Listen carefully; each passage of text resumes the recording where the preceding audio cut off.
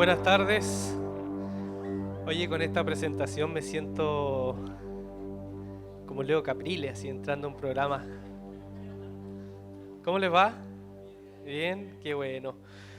Ah, antes que todo quisiera, bueno, así como en el primer servicio, comentarles de que tuve la oportunidad de traer un material que son unos podcasts, son cápsulas radiales, más o menos son como 30 cápsulas radiales que están en un solo CD y que están ahí afuerita, si alguno está interesado para poder escucharlas y llevarlas ahí donde ustedes quieran. Son de diferentes temáticas, algunas bien juveniles, con un tono bien humorístico, otras un poquito más serios. Así que hay de todo, para todo público, para todo gusto. Estoy muy contento de esta invitación que surgió de manera bien interesante, bien chistosa, porque hay un amigo mío que es pastor y que yo siempre lo cargaba porque no me invitaba ahora que estaba trabajando con Jesús Adrián Romero, no me invitaba. Y producto de algunos videos que hace un tiempo salieron, menos aún. Supuestamente que estamos apoyando cosas raras. Entonces, yo lo cargaba porque es amigo mío y él no le gusta mucho mi compañero, mi colega de trabajo. Entonces surgió esa cosa así con chanfle que envié en el Facebook, pero de broma. Y ahí justo se dio lo milagroso porque el pastor vio eso y dijo, oye, ¿cómo no va a poder predicar Ulises que va a estar acá en Chile? Y así que se gestó la invitación y de manera muy noble también accedí, porque soy un agradecido también de estos espacios que son demostraciones de confianza, ¿no? Cualquiera invita a cualquiera, ¿no? A compartir un mensaje un día domingo. Así que, pastor, muchas gracias a la familia. También gracias por concederme esto. Después de 11 años pasaron de la primera vez que estuve acá, 11 años y como 20 kilos pasaron de haber estado acá cuando era recién pastor de jóvenes. Así que eso, estoy muy agradecido. En Monterrey hacen en este momento 45 grados de calor, 43, 45 grados de calor, y volver a sentir el frío, la humedad de acá, la lluvia, así que ha sido un regalo también. Y las sopaipillas, oye, muchas gracias por las sopaipillas, estaban súper ricas. Porque uno añora eso en el extranjero si no sabías hacer sopaipillas sonaste, o sea, no podéis ver la sopaipilla hasta que vuelvas a Chile. Uno extraña tanto las cazuelas, por ejemplo allá en México no hay zapallos como uno lo encuentra acá, entonces extraño uno las cazuelas. Y bueno, allá hay puro ají nomás, lo que le llaman el chile. Hay una cultura del ají, todas las comidas son picantes, hasta los dulces, los niños son picantes. Todo es picante. Y de bienvenida cuando llegué a Monterrey me llevaron a un asado. Y el asado asan los ají, literalmente, diferentes ají lo asan. Y me dijeron, come este no pica nada. Son maldadosos los mexicanos, no pica nada, me dijeron. Dios mío, ¿saben qué? Fue terrible. Me comí un habanero. Un habanero es uno de los que más pica para nuestra cultura. Yo pensé que era el más picante y allá no es el más picante. Me comí un habanero y después cuando fui al baño... No fue eso, sino que me di cuenta que aparte de mi corazón, hay otras zonas de mi cuerpo que también pueden palpitar. Pero uno después se acostumbra a uno. Bien. Quiero compartirles en esta mañana un mensaje que tiene que ver con el llamado de Dios. Es diferente al mensaje que prediqué en el servicio pasado, así que el servicio pasado salimos todos súper bien, llorando, acá hubieron sanidad. Ahora no va a haber sanidad porque llegaron tarde. El Señor, la voz me dijo, no, para esto no va a haber sanidad. Llegaron tarde, entonces andaban carreteando los pecadores, así que... Entonces, va a ser un mensaje diferente. Voy a hablar sobre el llamado de Dios. Y sobre todo voy a tomar como un gráfico el llamado que tuvo Pedro de acuerdo a cómo lo relata Lucas, el Evangelio de Lucas. Entonces, si me acompañan en el capítulo 5 de Lucas, no vamos a leer toda la historia, porque la historia comienza del versículo 1, vamos a leer desde el versículo 7 al 11. Lucas capítulo 5, versículo 7 al 11, cuando hubo la pesca milagrosa y el Señor llama a Simón. Entonces dice, entonces llamaron por señas a sus compañeros de la otra barca para que los ayudaran. Ellos se acercaron y llenaron tanto las dos barcas que comenzaron a hundirse. Al ver esto, Simón Pedro cayó de rodillas delante de Jesús y le dijo, apártate de mí, Señor, soy un pecador. Es que él y todos sus compañeros estaban asombrados ante la pesca que habían hecho, como también lo estaban Jacobo y Juan, hijos de Zebedeo, que eran socios de Simón. No temas, desde ahora serás pescador de hombres, le dijo Jesús a Simón. Así que llevaron las barcas a tierra y dejándolo todo, siguieron a Jesús. Amén. ¿Cuántos de ustedes se acuerdan cuando se sintieron por primera vez de manera potente, categórica, se sintieron llamados por Dios? Porque hay algunos que han crecido en la iglesia, ¿no? Conocen las sillas por debajo, los chicles pegados debajo de las bancas, han crecido en la iglesia.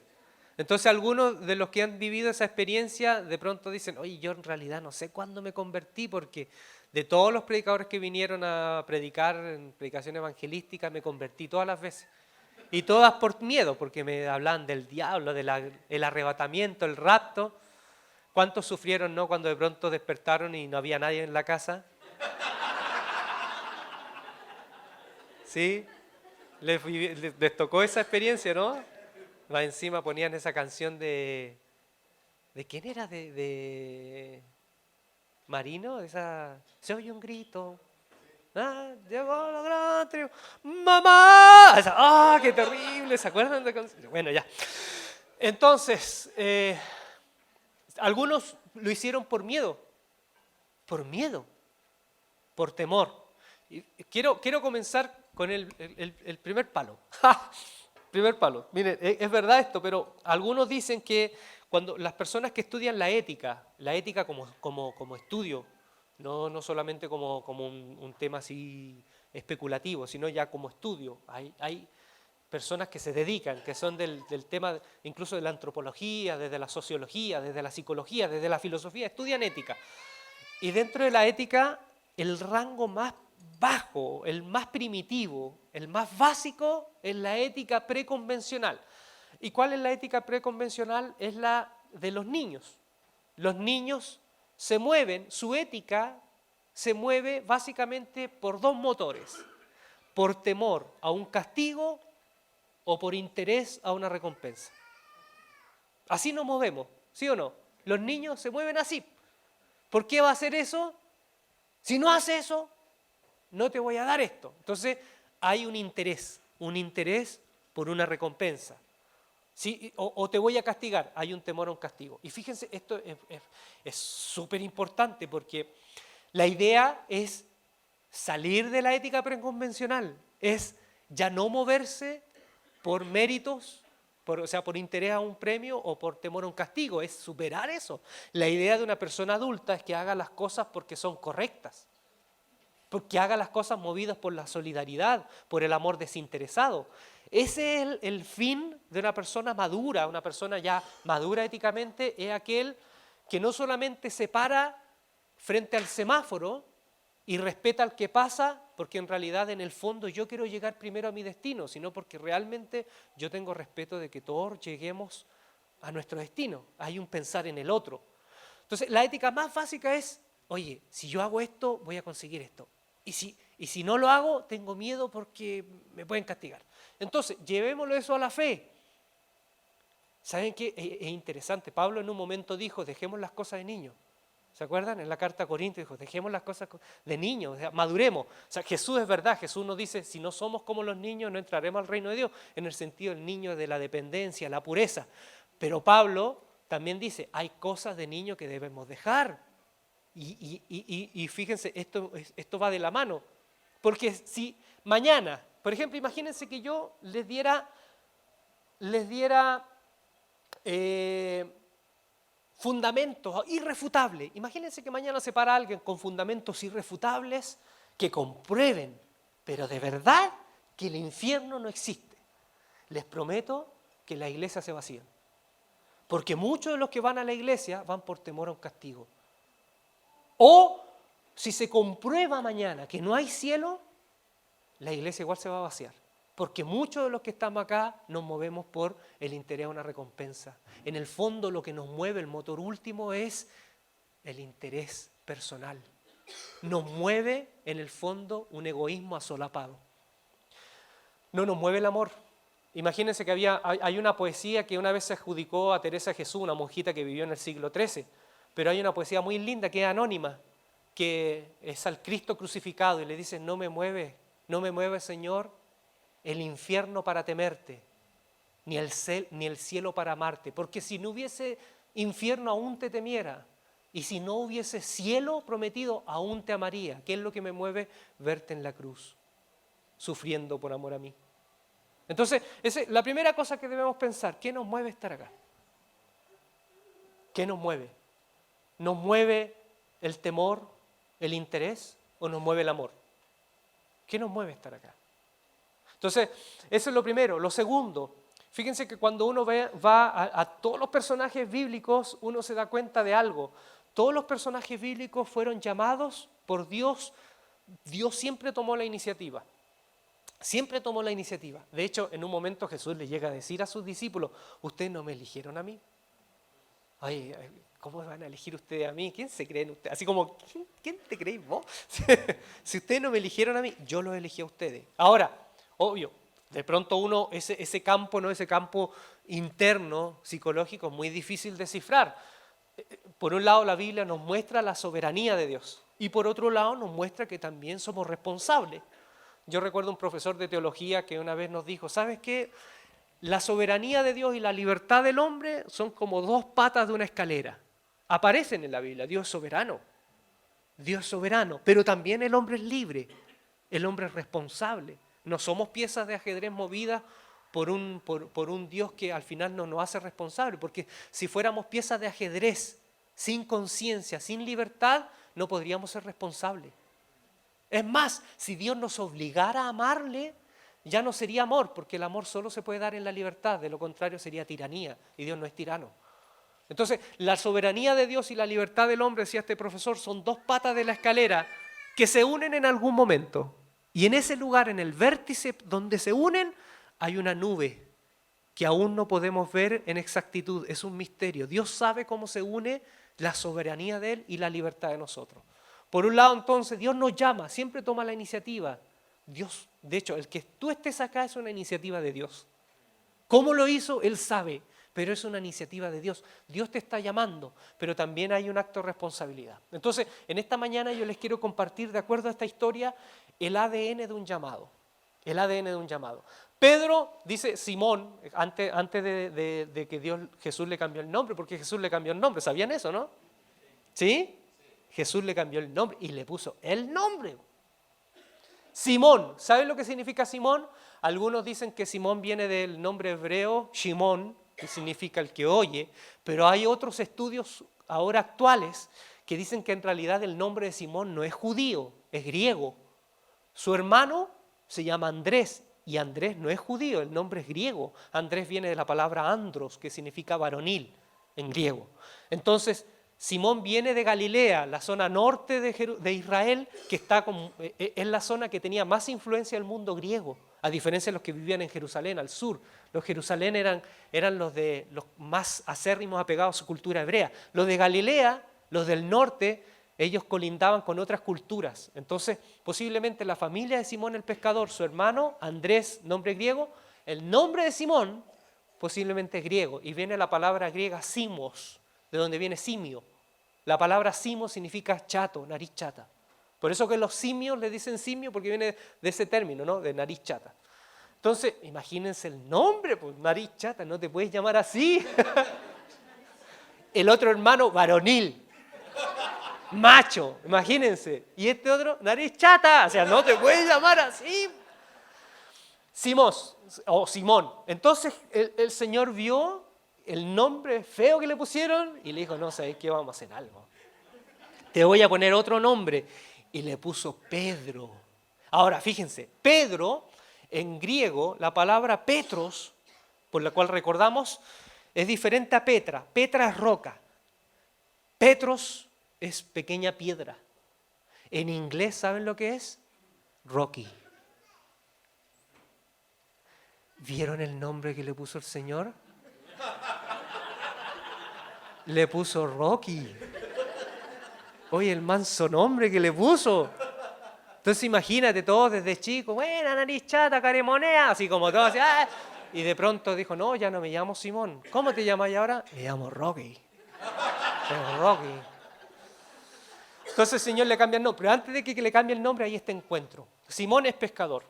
Pescador artesanal en el lago de Galilea. El mar de Galilea en realidad era un lago de agua dulce con un poco de tintes salados, comunicado subterráneamente con el mar Mediterráneo, pero era de agua dulce básicamente.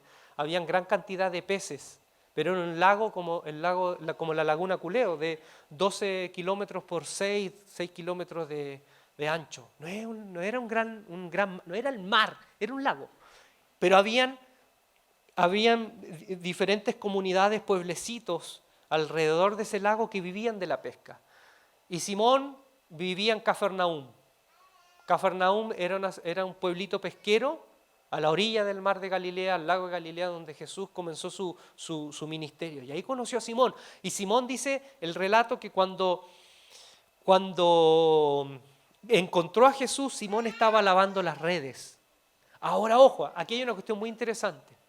Porque un pescador, mi papá fue pescador artesanal, un pescador cuando no pesca en la noche, es muy difícil que lave las redes porque las redes no se llenan de pescado y si no se llenan de pescado no hay viscosidad, entonces no hay necesidad de lavar la red. Se lava cuando pescan. Y nosotros sabemos, después de la historia, sabemos más adelante que Pedro no pescó nada.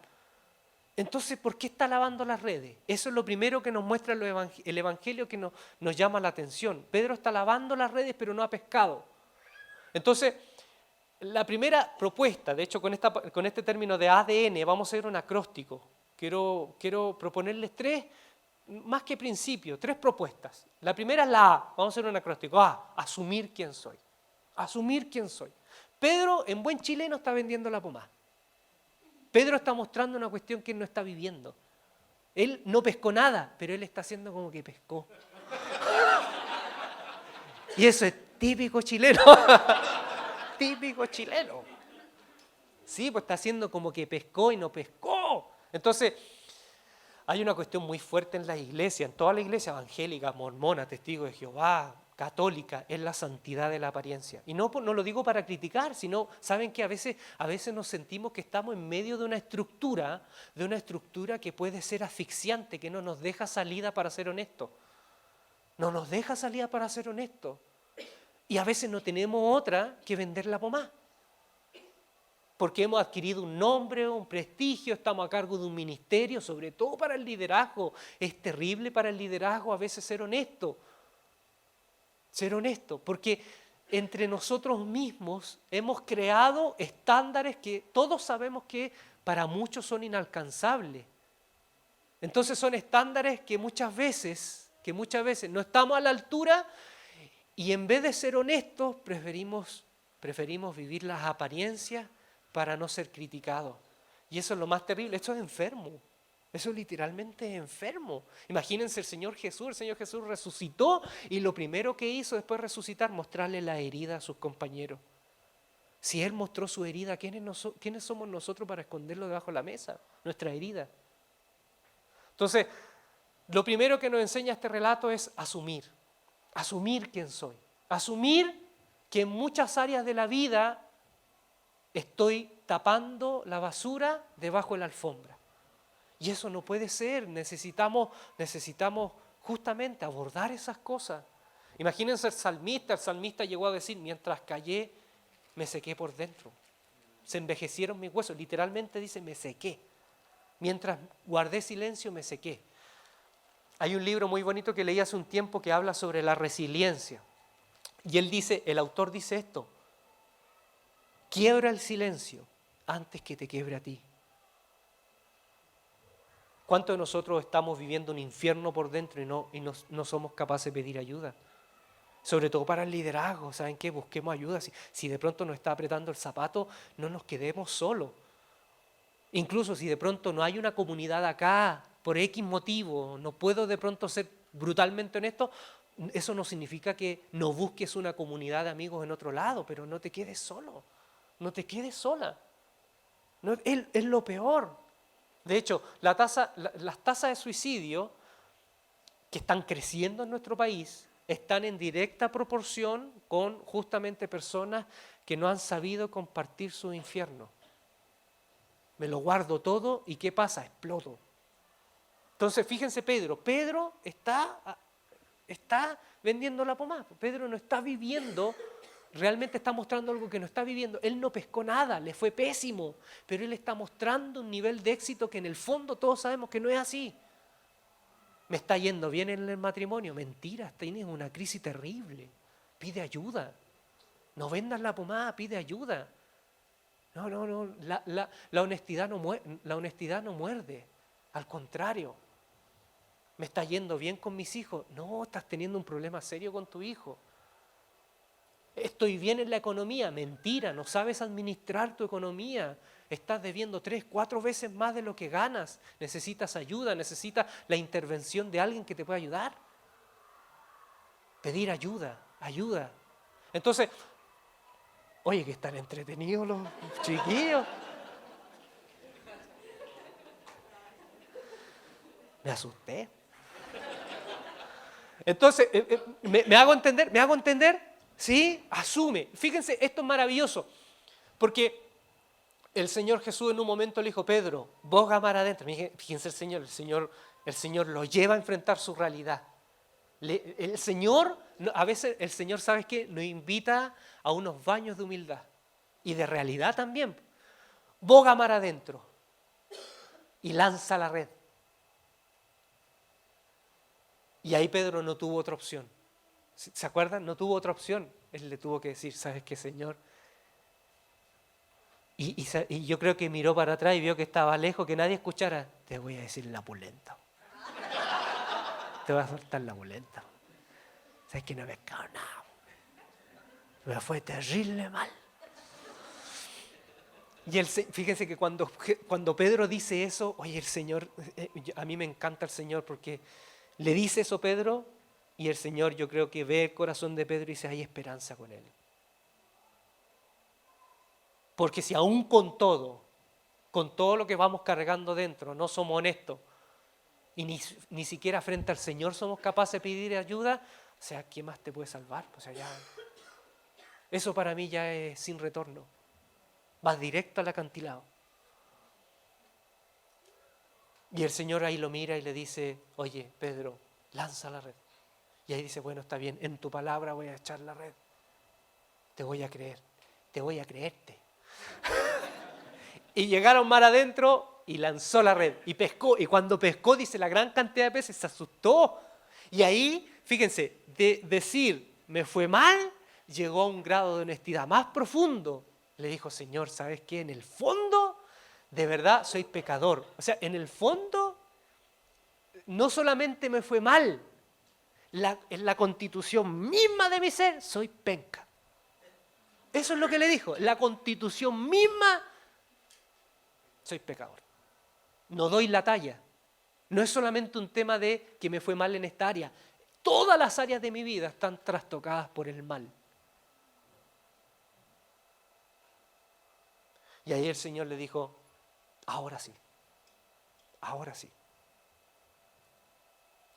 ahora sí estás listo. Porque solo cuando llegamos a un estado de honestidad brutal, solamente ahí el Señor puede decir, ahora sí. Fíjense, Jacob en el Antiguo Testamento. ¿Qué significa el nombre Jacob?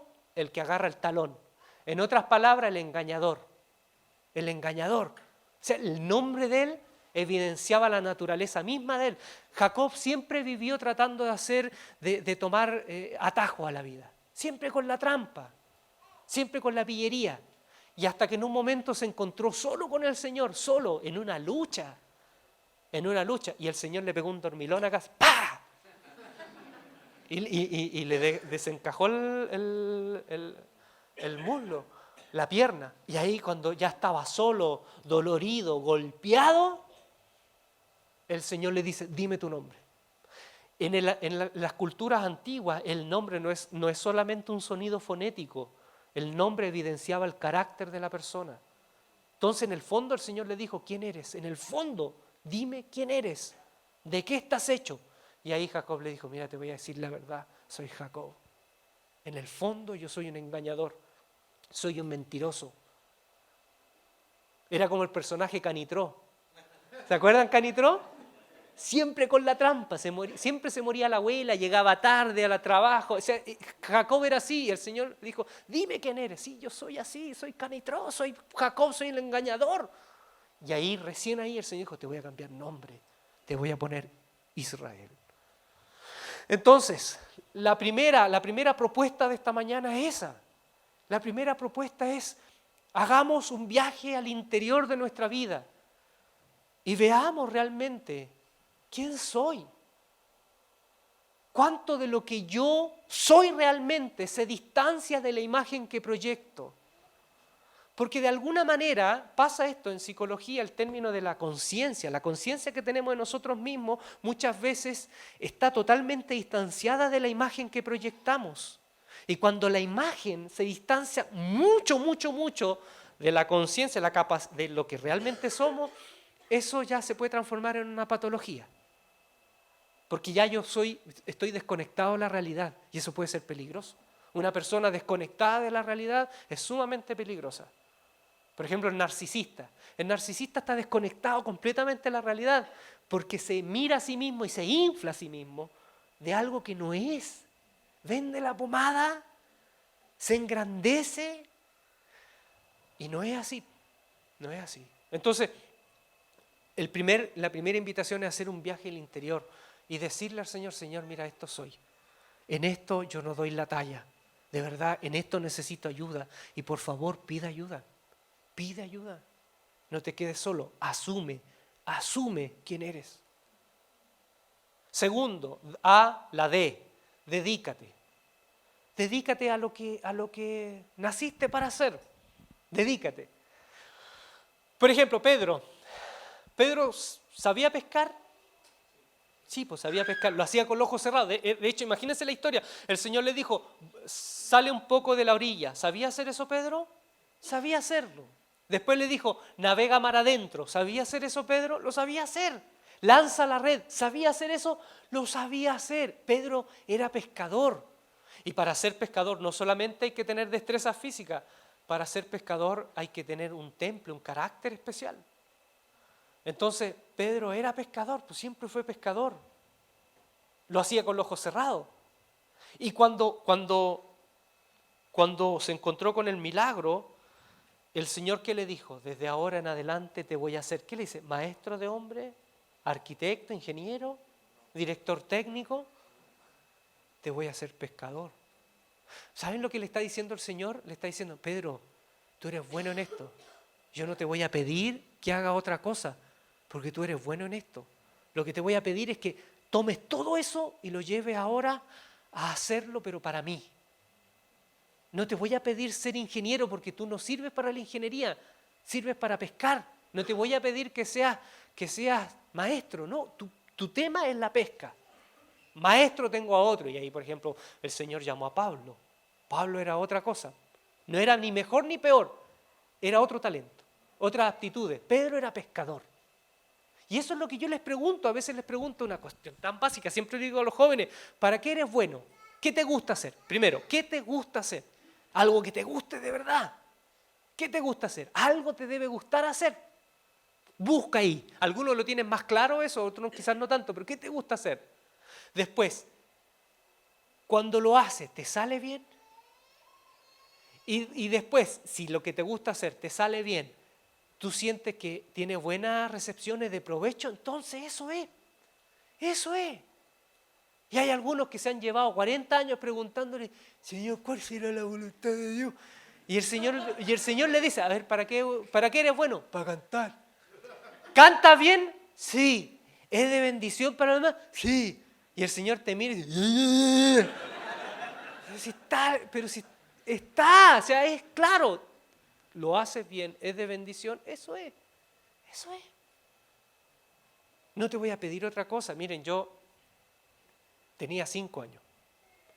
5 años y recuerdo que iban mis tías a la casa. Y mi mamá me paraba en la mesa y decía, ya, Ulises, cuenta un chiste. En serio, 5 años, era un mocoso de 5 años yo contando chistes. Y yo me sabía varios chistes que unos tíos me contaban que no los puedo reproducir en este lugar.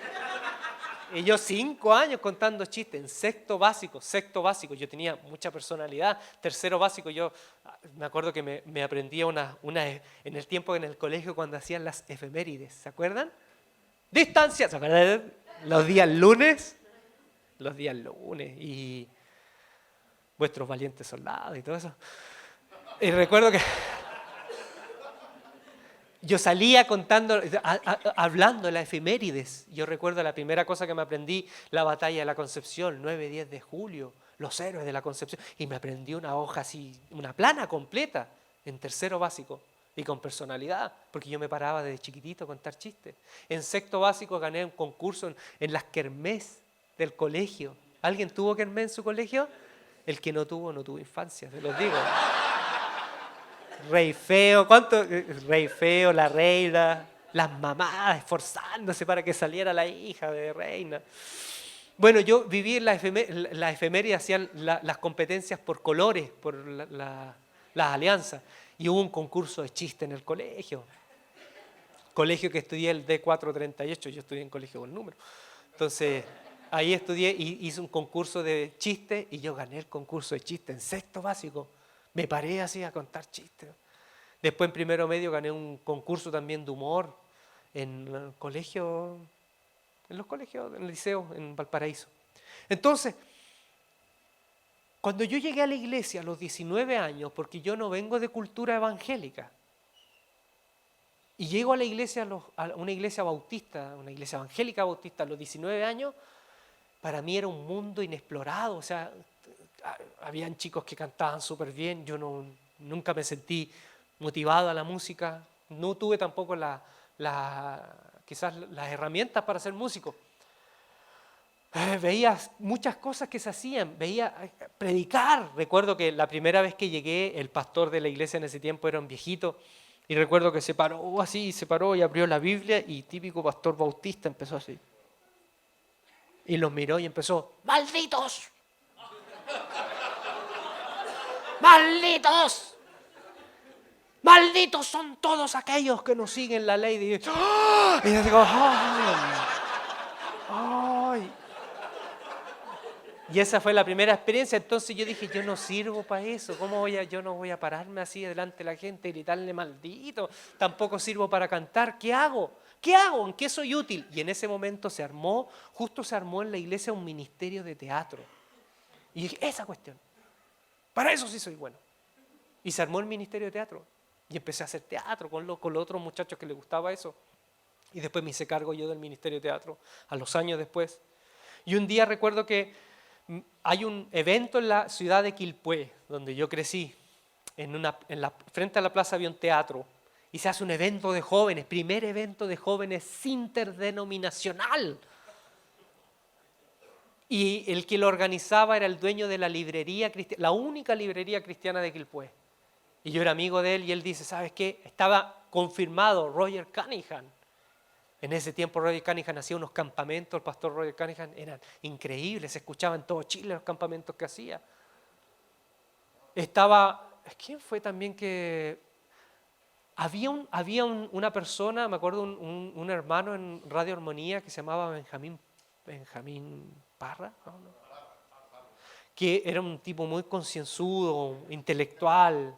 O sea, era increíble, el tipo sabía sociología, filosofía, fue un buen aporte. Estaban los dos invitados, Benjamín Parra, Roger Cunningham.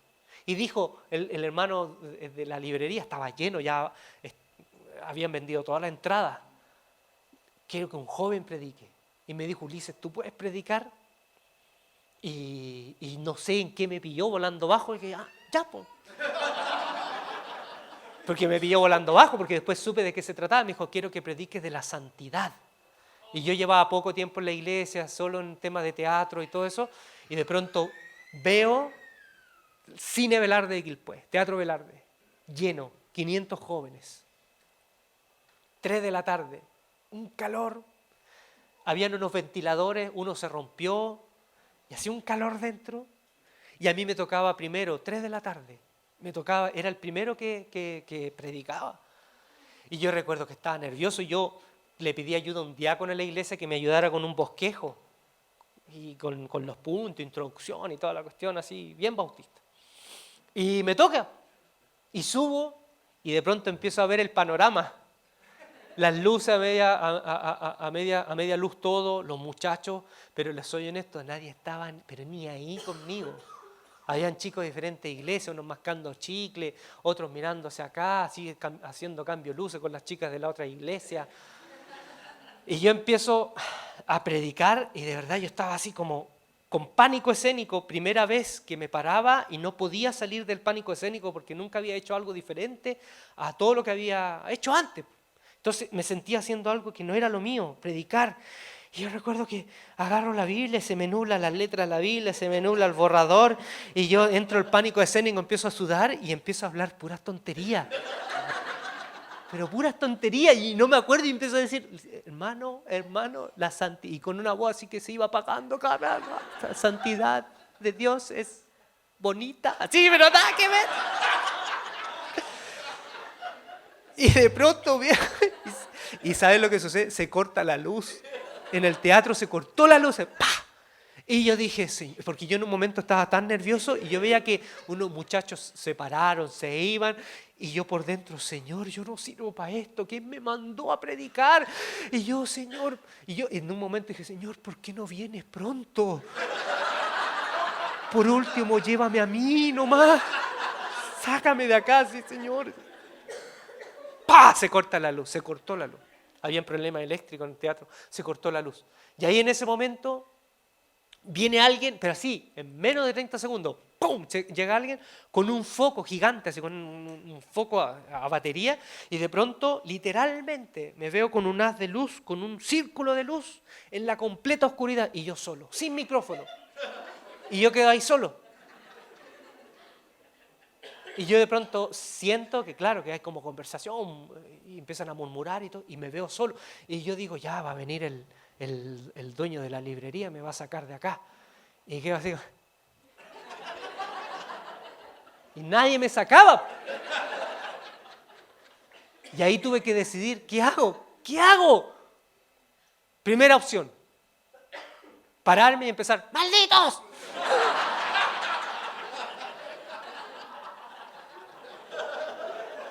Y dije, no me va a resultar esa cuestión. Yo no sirvo para maldecir a la gente.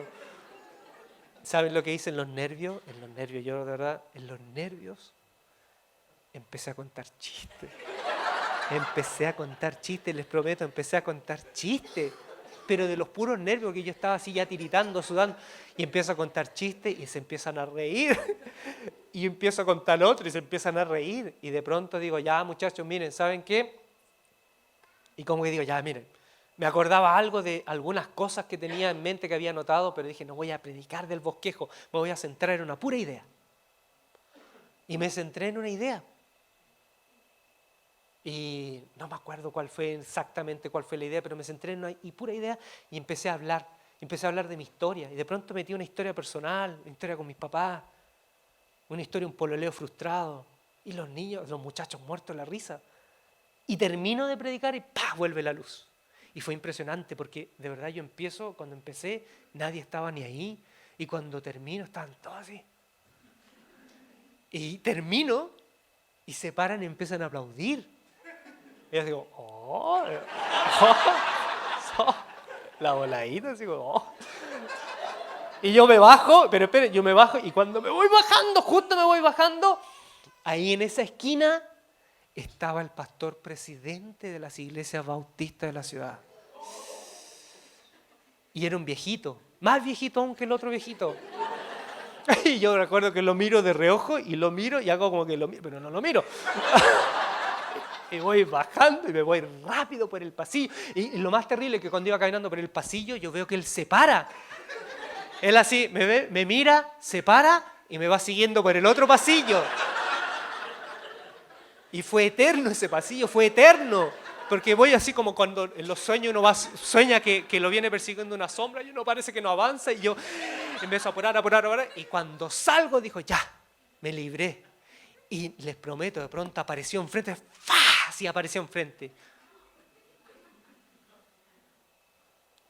Y me miró y ya no tuve otra. Me dijo, hermano, yo lo conozco a usted, hermano, me dijo. Usted va a la iglesia bautista de Quilpué, ¿no? La iglesia de allá de Valencia. Sí, pastor. Tengo algo que decirle, hermano, en el amor del Señor.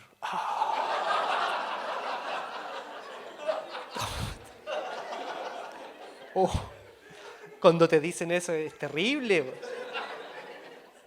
Eso, mire, hay niveles de pronto de iniciar una conversación. Por ejemplo, cuando la esposa te dice, vamos a hablar. Ay, sentí así como que se te amarga, así, ¿qué me pilló? ¿Vio el WhatsApp? Oh, así como que...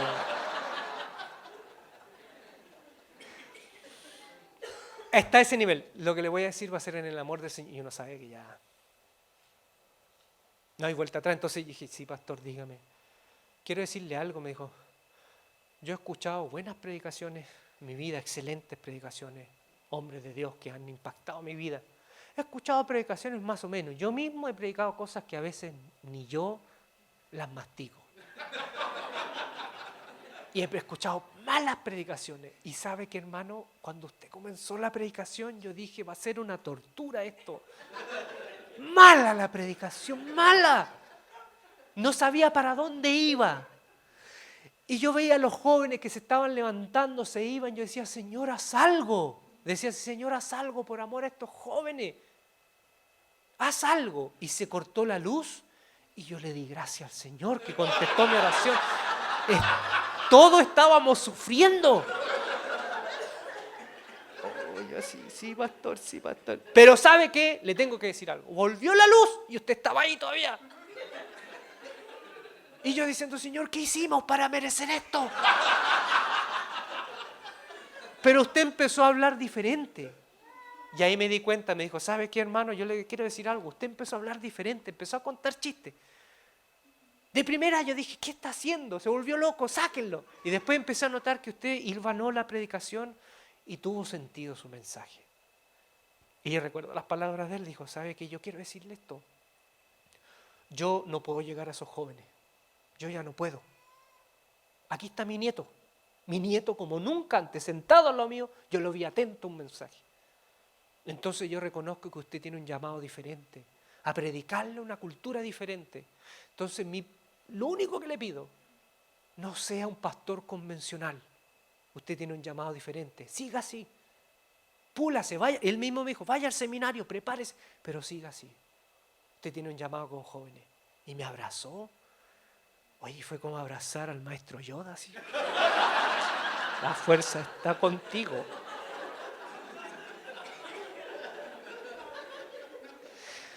Entonces, si a mí me preguntara el Señor, porque yo siento que en algún momento me preguntó, ¿qué sabe hacer? Y yo le dije, no, Señor, yo soy un payaso. Siempre he sido un payaso. Y yo creo que el Señor me dijo, siga haciendo esto. Pero ahora hágalo para mí. Para esto usted sirve.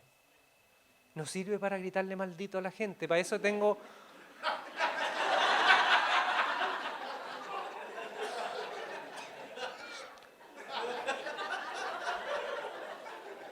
Tiene otras personas el Señor. Para esos ministerios más violentos. Yo no sirvo para eso. Entonces el Señor me dice, tú eres pescador, no quiero que sea otra persona. Yo te hice con talentos, con aptitudes, con cosas que están ahí. Hay dones espirituales que tienen que ver con tus talentos naturales. Haz eso, sigue haciendo eso. Entonces la A, asume quién eres. La D, dedícate a aquello que sabes que te gusta hacer, amas hacer, te sale bien. Incluso capacítate más en eso. Yo estudié cuando salí, o sea, me dediqué ya tomé la decisión, voy a ser pastor y predicador. Me fui a estudiar al seminario teológico, prepararme, tener contenido, pero también después estudié actuación. Porque dije, lo que voy a hacer quiero que tenga contenido, pero que también tenga las herramientas para pararme en un lugar, que no solo depender del talento, tener herramientas. Y creo que hasta ahora ha resultado. Entonces, A, asume, D, dedícate, y la N, ADN, tener unas novedosas relaciones, novedosas amistades, relacionamiento, novedoso. Miren, ¿qué me parece curioso acá de la historia? El final. El final es inesperado. Porque si uno pesca una gran cantidad de peces como nunca antes, ¿qué hace con eso? Claro, lo vende, lo guarda, lo vende, ¿no? Si es lo más lógico, si tú eres pescador, vive de la pesca, vende eso. ¿Pero qué hicieron ellos? Es contradictorio, es inesperado, dejaron todo. La gran pesca que tuvieron la dejaron ahí y se fueron detrás de Jesús. Oye, eso para mí tiene un significado, o sea, tú de ahí puedes sacar muchas cosas. Si me permiten, yo quisiera compartir algunas cosas que yo he visto de esto que me parece potente.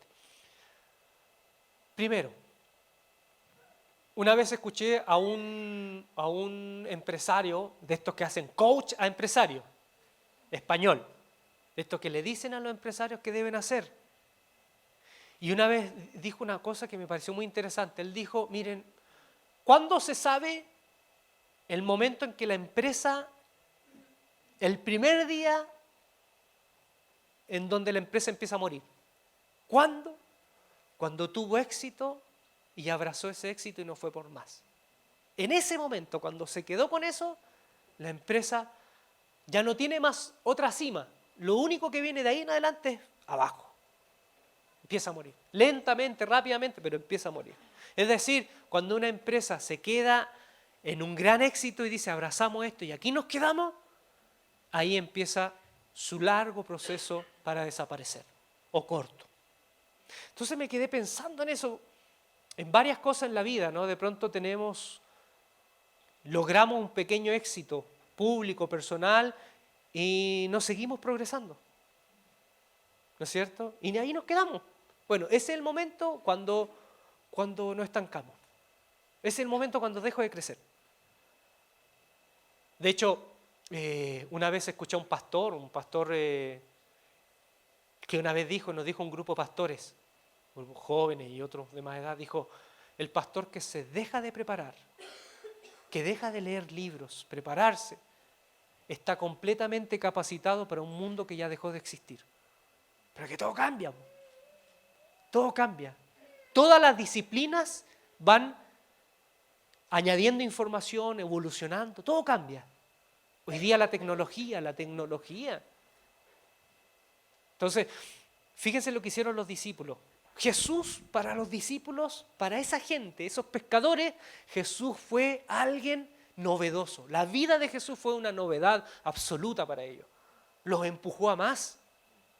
Los empujó, yo les decía en el mensaje pasado, Jesús siempre les levantó la valla, siempre les levantó la valla. Fíjense que, bueno, Jesús Adrián Romero, no sé si saben, pero le gusta correr, Y me dijo, yo creo que tú tienes aptitudes para correr. Digo, ¿cuándo corrí? O sea, sí, yo corrí en mi adolescencia, jugué fútbol. Tengo tíos que viven acá en Santiago que han corrido bastante, siempre delante de los carabineros, con algunos objetos que no le pertenecen. Tengo un par de tíos que han hecho. Entonces, yo dije, no, bueno, ya. Y ¿saben qué? Me invitó a correr. Y yo de verdad, la primera vez corrí 5 kilómetros, así de una. Y me moría. Y dijo, mira, permítele a tu cuerpo 2 semanas de plazo. No, no, de verdad, porque en esta semana va a tirar la toalla. Pero permítele 2 a 3 semanas de plazo y ve los resultados y después ve cómo se va sintiendo tu cuerpo.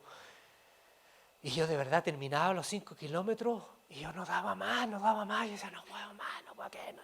Yo por dentro. Y yo le decía a mi esposa, oye, me está haciendo ideas. Dijo, no, pero mira, bueno, espera las 2 semanas. Y de verdad, miren, fueron 3 semanas. 3 semanas le di de plazo. Y yo dije, no, si no sirve esta cuestión. O sea, a él le sirve, le gusta. Y dije, correr, qué aburrido correr. Y de pronto me puse imagínense lo que iba a decir, me puse un personal, mire, imagínate lo que iba a decir. Me puse unos audífonos y empecé a correr con música y de pronto a la segunda semana, empecé a darme cuenta que ya no me cansaba. Y de pronto empecé a darme cuenta que en el día me sentía mucho mejor. Yo corría en las mañanas y en el día me sentía con mucha más energía. Y después me di cuenta que mi nivel de atención estaba mucho más enfocado. Por eso, porque toda la adrenalina que en el día uno junta y uno no tiene por dónde se vaya, todo queda ahí. Entonces el ejercicio hace bien. Y me empecé a dar cuenta que empecé a tener más atención. Entonces a la tercera semana dejé de correr 2 días. Y después me di cuenta que el cuerpo me pedía correr. Y hoy me estoy anotando por una maratón, fíjense. En esa locura, así, a ese nivel de locura. Me estoy anotando por una maratón, me estoy preparando, estoy corriendo 10 kilómetros diarios. Y estoy dando cuenta que literalmente cuando voy corriendo empiezo a orar. No todas las veces, así que no se pasa en película que soy tan espiritual. Me pongo a orar, pero a veces escribir el libro que acabo de escribir, muchas de las ideas que yo corregí, las corregí corriendo. Entonces tu cuerpo se va acostumbrando. Entonces para mí, esta amistad en ese sentido me ha servido para eso, ha sido novedoso. He descubierto que puedo correr, fantástico, puedo correr y voy a correr una maratón. Es más, yo les digo a algunos, ¿saben qué? Se dice que uno debiera hacer 3 cosas, ¿no? Tener un hijo, ¿no es cierto? Algunos se dan en la ola, tienen como 12. Tener un hijo, plantar un árbol.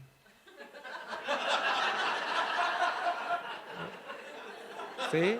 No quiero que después se malentienda porque hay gente que sigue mis predicaciones y después dice, el pastor Alicia dice que planten. Y escribir un libro. Entonces yo les propongo algo, hagan un desafío deportivo, puede ser correr, no necesariamente una maratón, no, campeonato de rayuela, no sé lo que... Bueno, entonces Jesús fue una novedosa amistad. Jesús le levantó la valla a sus discípulos. Les levantó la valla. Imagínense Jesús en un momento, 5.000 personas, solo los hombres, había más posiblemente 8.000, 10.000 personas, y vieron los discípulos le dijeron, no, tienen hambre, no podemos despedirlos, o sea, que se queden acá, que se vayan a la casa, compren algo. Y el Señor le dice, denle ustedes de comer. Eso es algo insólito. Jesús les levantó la valla, denle ustedes de comer. Bueno, fue este gran milagro. Una gran cantidad de peces. ¿Y saben lo que hicieron los discípulos? Tomaron la mejor decisión. Ellos pudieron haberse quedado con el milagro y haber contado muchas historias del milagro. Haber escrito 3 libros con el milagro. ¿Sí? Haber hecho una saga. Haber hecho una película. Haber hecho un CD con el milagro. Pero ellos tomaron la decisión, una muy inteligente. Se fueron con el autor de los milagros. Con la fuerza motora de todos esos milagros. Porque entendieron claro, todos nosotros hemos tenido experiencias milagrosas en la vida. Y ahí nos hemos quedado, hemos abrazado experiencias de 20, 30, 40 años, 15 años atrás. Sí, doy gracias al Señor porque el Señor me sacó. Y ahí nos quedamos. Pero no hemos tenido la agallas para seguir al autor de los milagros. Para ser impelidos por Él continuamente a exigirnos más. Hoy día a correr un kilómetro. Hemos tenido experiencias donde el Señor nos ha permitido correr 1 kilómetro y ahí nos hemos quedado. Y el Señor nos dice, sí, pero son 2. Mañana son 2. No, pero es que aquí no más me quedo. Y doy gracias al Señor por eso. Fíjense que hay un dicho chino súper sabio que dice, "Hosto so so". No, no. Es broma, es broma, es broma. Hay un dicho chino que dice, si ustedes saben que me pongo así, ¿para qué me invitan? Hay un dicho chino que dice, si te juntas con las águilas, terminarás volando. Si te juntas con las águilas, terminarás volando. Es más, hay un estudio que dice que nosotros somos el resultado de nuestras 5 relaciones más íntimas. Saca cuenta eso. ¿Quiénes son tus 5 relaciones más íntimas? Tú eres el resultado de esas relaciones. Si tú te juntas con gente pesimista, no te extrañe de que seas con una tendencia al pesimismo. Si te juntas con gente irresponsable, lo más seguro es que tu vida esté marcada por la irresponsabilidad.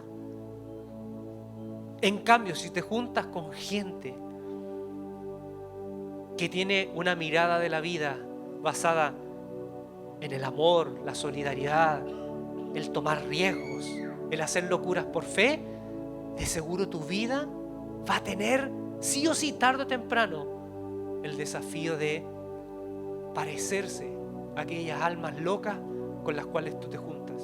Y no digo acá que discriminemos, no digo acá de que no, los cristianos deben juntarse solo con los winners, no digo eso, porque hay amistad en diferentes frecuencias.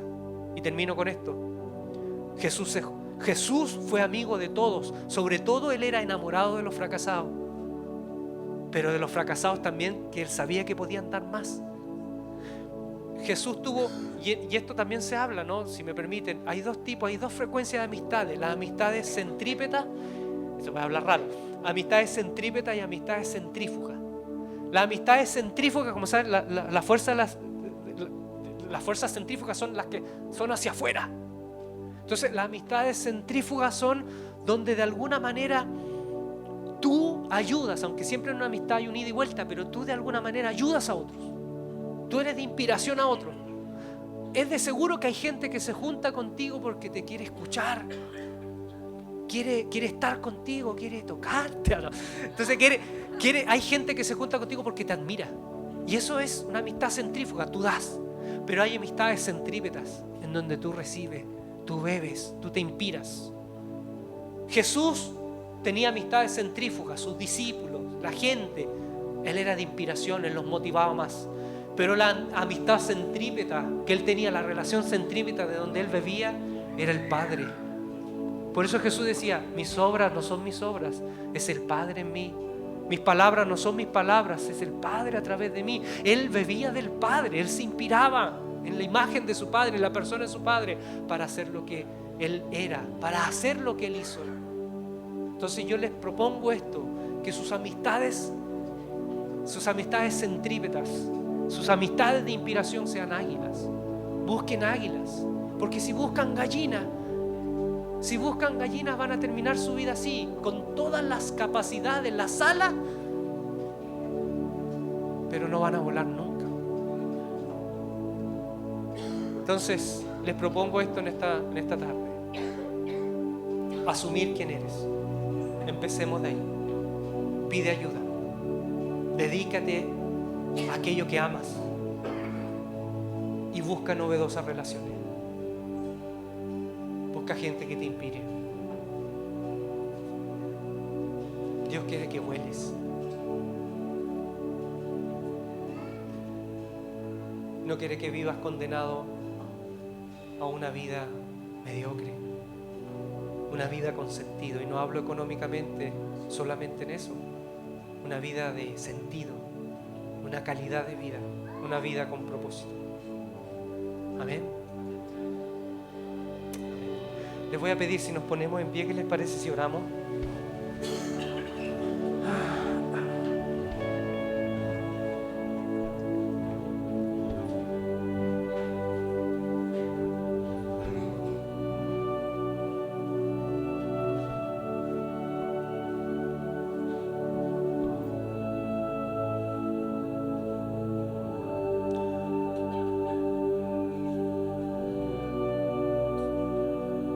Como dice, siempre es demasiado temprano para rendirse y nunca es demasiado tarde para una oportunidad.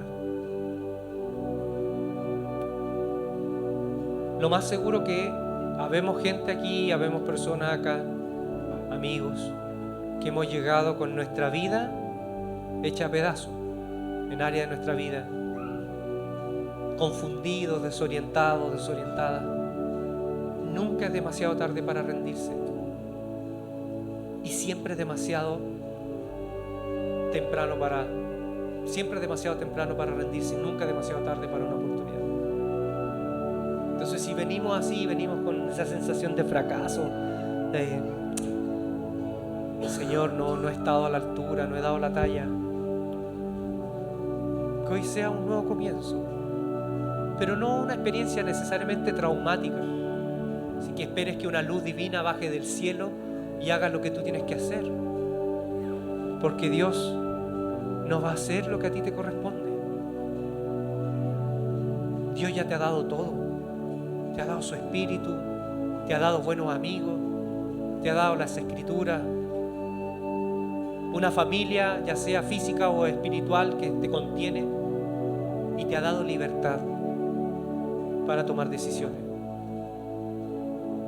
Dile a Dios ahora: Señor, ¿sabes qué? Necesito una nueva oportunidad. No te obsesiones tampoco con correr 5 kilómetros el día de mañana. ¿Sabes de lo que estoy hablando? Ándate de a poquito, 1 kilómetro, 2 kilómetros. En la vida funciona así.